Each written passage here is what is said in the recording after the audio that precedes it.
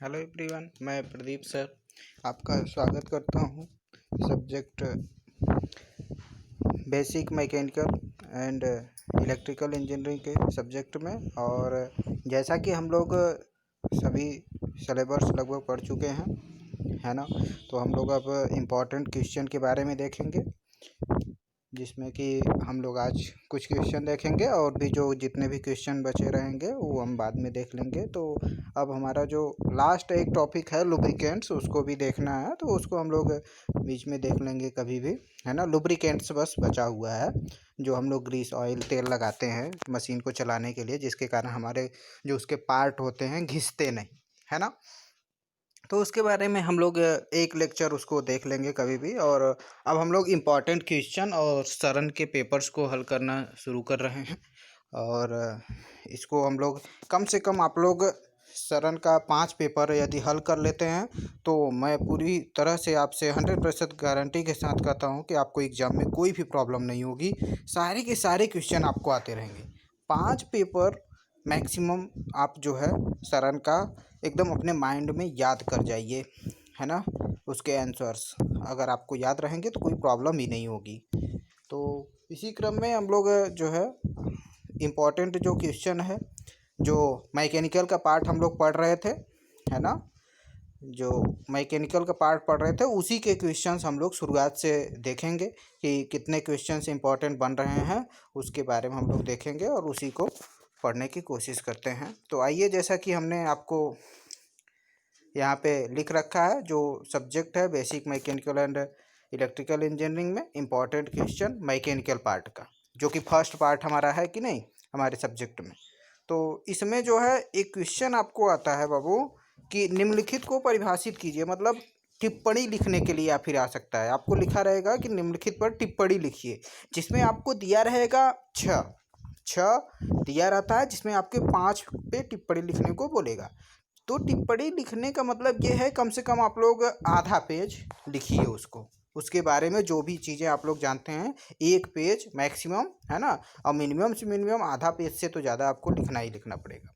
1 page आप लोग लिखते हैं तो बहुत अच्छी बात है, 1 नंबर का रहता है तो आपको 1 नंबर या 0.75 नंबर मिल सकता है। अच्छी राइटिंग है तो आपको 1 भी नंबर मिल सकता है। आपका कंटेंट जो आपने दिया है, जो बताया है, वो भी अगर आपने फैक्ट चीज़ दिया है तो आपको पूरे नंबर मिल सकते हैं, 1 नंबर, ठीक है। तो इस प्रकार से एक क्वेश्चन आपके एग्जाम में आता है, जिसमें कहा रहेगा आपसे कि निम्नलिखित पर टिप्पणी लिखिए, जिसमें आपको 6 क्वेश्चन दिया रहता है, जिसमें करना 5 रहता है ना। तो उसके बारे में आप लोग जो है अच्छे तरीके से पढ़ लीजिए। जितना मैं बता रहा हूँ इनमें से सबको पढ़ आप याद कर लेंगे तो आपकी बात बन जाएगी, है ना। तो देखिए, जो फर्स्ट क्वेश्चन है निम्नलिखित को परिभाषित कीजिए, इसमें जो पहला है ए, इसमें बंद सिस्टम खुला सिस्टम क्या होता है इसके बारे में आपको बताना है, जो कि हम जैसे ही मैकेनिकल का पार्ट शुरू किए थे तो हमने आपको बताया था कि बंद सिस्टम क्या होता है, खुला सिस्टम क्या होता है। तो उसके बारे में आपको याद कर लेना है ना। अपना नोट्स खोलिए, हमने बताया था आपको कि नोट्स बनाते रहना है साथ ही में, तो उस नोट्स को खोलिए और जो है आप लोग इसको कर जाइए, ठीक है। बी क्या है, सोलर ऊर्जा क्या होती है, सौर ऊर्जा जो सूर्य द्वारा ऊर्जा प्राप्त होती है उसके बारे में आपको टिप्पणी लिखना है, मतलब 1 पेज या आधा पेज के बारे में लिखना है, तो आप लोग आराम से लिख सकते हैं, है ना। जो सूर्य द्वारा ऊर्जा हमको प्राप्त होती है, फोटॉन के बंडल के रूप में आती है ना, तो उसके बारे में आपको लिखना है। तो आप लोग आराम से क्या कर सकते हैं, लिख सकते हैं। इसके बारे में हमने विस्तार पूर्वक आपको समझाया है ना। आपको बताया गया है सोलर पैनल के द्वारा कैसे इलेक्ट्रिक विद्युत ऊर्जा उत्पन्न होती है, तो वो भी चीज़ें आप लोग लिख सकते हैं, कोई बात नहीं। तो इस प्रकार से जो है आप लोग सोलर के बारे में कम से कम 1 पेज या आधा पेज लिख देंगे तो आपकी ये क्वेश्चन कंप्लीट हो जाएगी। तो इसमें हमने कई पॉइंट्स पे दे दिया है, जितने पॉइंट्स लगभग आते हैं उनको हमने सबको मेंशन किया है। तो आप लोग अगर इतना लिख लेते हैं, इतना याद कर लेते हैं, तो आपकी बात एग्जाम में बन जाएगी। इसी क्रम में जो सी है, बायोमास एनर्जी के बारे में बताना है। बायोमास एनर्जी मतलब जो गोबर गैस के द्वारा उत्पन्न होती है, जो गोबरों के द्वारा, और या फिर जो हमारे हजारों साल जो दब गए पेड़ पौधे गिर के, उनके द्वारा जो ऊर्जा उत्पन्न होती है उसे हम लोग बायोमास एनर्जी कहते हैं। तो उसके बारे में आपको टिप्पणी लिखना है, जिसके बारे में हमने विस्तार पूर्वक आपको बताया हुआ है ना। तो उसके बारे में आपको लिखना है, तो आराम से आप लिख सकते हैं। इसी प्रकार डी क्या है, न्यूक्लियर एनर्जी के बारे में आपको लिखना है। न्यूक्लियर एनर्जी के बारे में आप लोग एक पेज क्या आप लोग 3 पेज लिख सकते हो, क्योंकि हमने न्यूक्लियर पावर प्लांट के बारे में आपको विस्तार पूर्वक बताया है किस प्रकार से न्यूक्लियर एनर्जी द्वारा हम लोग इलेक्ट्रिकल एनर्जी उत्पन्न करते हैं। वो भी हमने आपको बताया था कि 1 किलो न्यूक्लियर जो होता है वह 45 है ना 40 से 45 टन कोयले के बराबर होता है। जितना मतलब कि हम लोग 40 से 45 टन कोयला खपत करके विद्युत ऊर्जा उत्पन्न करेंगे, उतना केवल 1 किलो न्यूक्लियर से ही उत्पन्न किया जा सकता है। ठीक है, तो आप लोग आराम से इसको लिख सकते हैं। इसी प्रकार ई है, परंपरागत व अपरंपरागत ऊर्जा के बारे में आपको टिप्पणी लिखना है या बताना है ना। तो इसके बारे में भी आप लोग आराम से परंपरागत ऊर्जा और जो अपरंपरागत ऊर्जा है जो हमको प्राप्त होती है प्रकृति द्वारा, उसके बारे में क्या करना है, विस्तार पूर्वक आपको बता देना है। ठीक है, इसी क्रम में बॉयलर क्या होता है इसके बारे में आपको टिप्पणी लिखना है। बॉयलर क्या होता है इसके बारे में आपको टिप्पणी लिखना है। तो आप लोग आराम से लिख सकते हैं कि बॉयलर में हम लोग स्टीम उत्पन्न करवाते हैं, जिसको हम लोग काइनेटिक एनर्जी में बदल के जो है इससे टरबाइन चलाते हैं, जिसकी सहायता से अल्टरनेटर चलता है और विद्युत ऊर्जा उत्पन्न होती है। बताया गया है, तो आप लोग बिल्कुल बता सकते हो। इसी क्रम में सीटेन संख्या और ऑक्टेन संख्या मोस्ट इम्पॉर्टेंट थिक है। यह जो है मोस्ट इम्पॉर्टेंट है, सीटेन संख्या ऑक्टेन संख्या, इसके बारे में आपसे एग्जाम में पूछा जाएगा। तो आप लोग एकदम रट जाइए इसके डिफिनीशंस को, हमने आपको लिखाया है, समझाया भी था। इसी क्रम में आई जो है लास्ट जो है की क्या होती है इसके बारे में, चाबी क्या होती है इसके बारे में आपको बताना है। तो हमने की के बारे में विस्तार पूर्वक आपको समझाया हुआ है, तो आप 1 पेज क्या 3 पेज लिख सकते हैं, है ना। तो ये नंबर पे डिपेंड करता है कि आपका जो क्वेश्चन पूछा है वो कितने नंबर का है। अगर 1 नंबर का पूछा है तो आपको 1 पेज लिख देना है कि नहीं। अगर 2 नंबर वाला क्वेश्चन है तो कम से कम 1 से 1.5 पेज, आपको 1.5 पेज कम से कम लिखिए। ज़्यादा से ज़्यादा आप लोग चाहे जितना लिख सकें सही है, लेकिन कम से कम 1.5 पेज आपको लिखना है और फैक्ट चीज़ लिखना है, कहानी नहीं लिखनी है ना। जो चीज़ें हमने बताया है वही चीज़ लिखना है। इसी प्रकार अगर आपसे 5 नंबर का क्वेश्चन पूछता है तो उसमें कम से कम आपको 3 पेज तो लिखना ही लिखना चाहिए। अगर कम से कम आपने 3 पेज लिखा हुआ है तो 5 नंबर के लिए सफिशियंट है।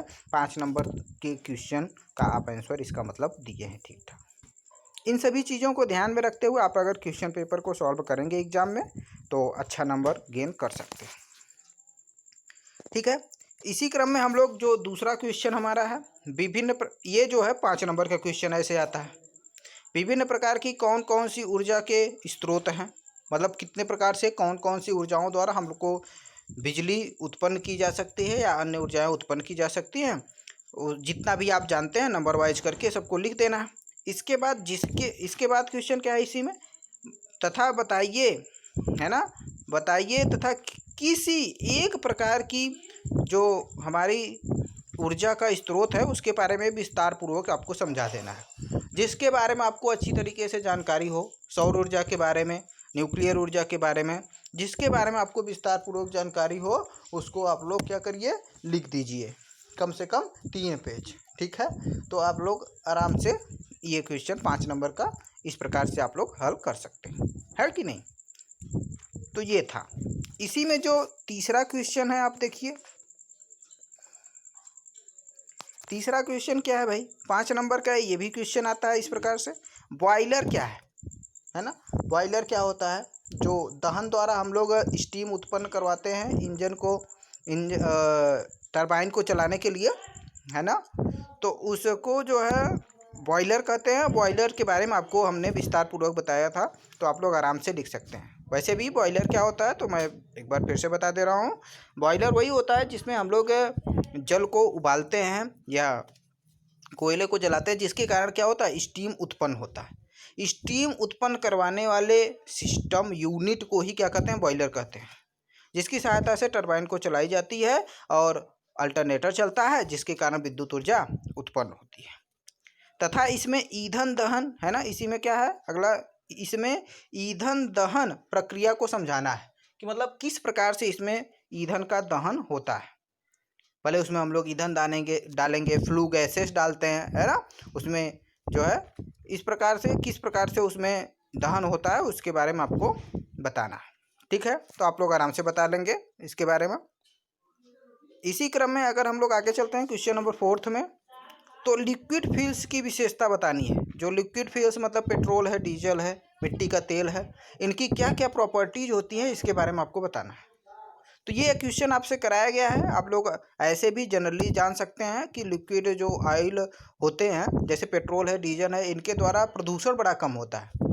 वही जबकि आप यदि ठोस कोयला वोयला जलाएंगे तो उसमें क्या होती है, बड़ी हानि होती है, उसमें प्रदूषण बहुत ज़्यादा होता है कि नहीं, और मात्रा भी ज़्यादा लगती है। जबकि जो पेट्रोल डीजल होता है इनकी मात्रा कम भी लगा के हम लोग ज़्यादा से ज़्यादा एनर्जी उत्पन्न करवा सकते हैं। ठीक है, तो ये कई प्रॉपर्टीज़ हैं, इसके बारे में आप लोग आराम से जो आपके नोटबुक है उसमें से देख के याद करके लिख सकते हैं।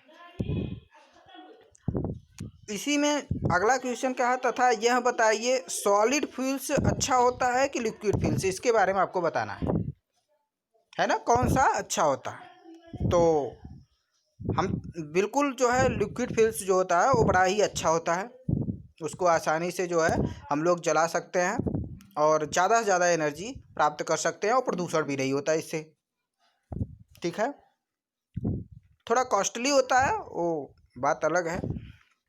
तो इस प्रकार से जो फ्यूल्स होता है लिक्विड वाला क्या होता है, बड़ा अच्छा होता है ना। आप लोग देख सकते हैं, समझ सकते हैं, इसको याद कर लीजिएगा। ठीक है, अब इसी में जो 5वां क्वेश्चन हमारा है, आज हम 6 क्वेश्चन लेकर आए हैं आपके लिए। ठीक है, तो इसमें जो 5वां क्वेश्चन है उसके बारे में देख लेते हैं क्या कह रहा है। ये भी 5 नंबर का क्वेश्चन आता है, आपसे पूछेगा, है ना। मशीन के विभिन्न भागों के बारे में समझाइए। जो मशीन होती है उसके विभिन्न पार्ट जो होते हैं, आप लोग जानते हैं मशीन, जो भी मशीन होती हैं कई पार्टों से मिलकर बनी होती हैं, तो उसके जो विभिन्न पार्ट्स हैं उसके बारे में आपको बताना है, जो कि हमने कराया हुआ है आपके नोटबुक में आपने लिखा होगा, हमने वीडियो अपलोड किया था, तो आप लोग बिल्कुल आराम से इसको कर सकते हैं, है ना। तो इसमें जो है ये जो है क्या है, पिन के बारे में आपको बताना है। जो हम लोग पिन लगाते हैं उसके बारे में आपको बताना है कि क्यों लगाते हैं, है ना, ताकि शाफ्ट जो है घूम न पाए और वो अच्छे से पकड़े रहे, ताकि आसानी से जो है मशीन शाफ्ट के साथ घूमता रहे, तो अच्छा मैकेनिकल पावर आपको प्राप्त होगा। अब बात करते हैं कॉलर क्या होता है, तो हमने आपको कराया हुआ है ना। इसी प्रकार कीज क्या होती हैं, चाबी, उसके बारे में भी आपको कराया गया है। सैफ्ट के बारे में भी आपको बताया गया है ना। ये सैफ्ट 2 बार लिखा गया है, आप लोग एक ही कंक्लूड करिएगा, है ना। सैफ्ट क्या होता है इसके बारे में बताना है आपको। क्रैंक क्या होता है इसके बारे में बताना है, विस्तार पूर्वक आपको समझाना है, जो कि आपको समझाया गया है और अच्छे से बताया गया है। तो आप लोग बिल्कुल आराम से क्या कर सकते हैं इसको। ठीक है, इसी में जो लास्ट क्वेश्चन हमारा 6ठा है, हम लोग 6 क्वेश्चन आज देख लेते हैं, बाकी जो बचे हुए क्वेश्चन हैं मैकेनिकल पार्ट के वो अगले लेक्चर में देख लेंगे, और बाकी हम शरण के भी पेपर हल कराएंगे आपको, है ना। कम से कम तो 3 पेपर आप लोग हल करिए ही करिए। हल करने का मतलब ये है कि याद रखिए उसको। ठीक है, तो लास्ट क्वेश्चन क्या है, कपलिंग्स तथा क्लचेस के बारे में विस्तार पूर्वक समझाना है। ये 5 नंबर का क्वेश्चन है, इस प्रकार से आते हैं। कपलिंग और क्लचेस के बारे में आपको विस्तार पूर्वक क्या करना है, समझाना है कि क्या होता है कपलिंग और क्या होता है क्लच, और हमने जैसा कि कराया हुआ है आपसे। अब विस्तार पूर्वक दोनों के बारे में हमने आपको बहुत ही बढ़िया से और विस्तार पूर्वक समझाया है, तो आप लोग क्या कर सकते हैं, आराम से इसको कर सकते हैं। तो ठीक है, आप लोग इतना जो है याद करिए, जितने भी आपको 6 क्वेश्चंस दिए गए हैं। फिर नेक्स्ट लेक्चर में हम और भी क्वेश्चंस आपके लिए लेकर आएंगे। ठीक है, और साथ ही साथ हम लोग शरण भी हल करेंगे। तो कम से कम आप लोग 3 अगर शरण के पेपर्स सॉल्व कर लेते हैं, मतलब याद कर लेते हैं, प्रत्येक क्वेश्चन के आंसर यदि आपको आ रहे हैं, तो मैं पूरी तरह से गारंटी लेता हूं कि आपके एग्ज़ाम में कोई प्रॉब्लम नहीं होगी, आपको सारे के सारे क्वेश्चन आते रहेंगे।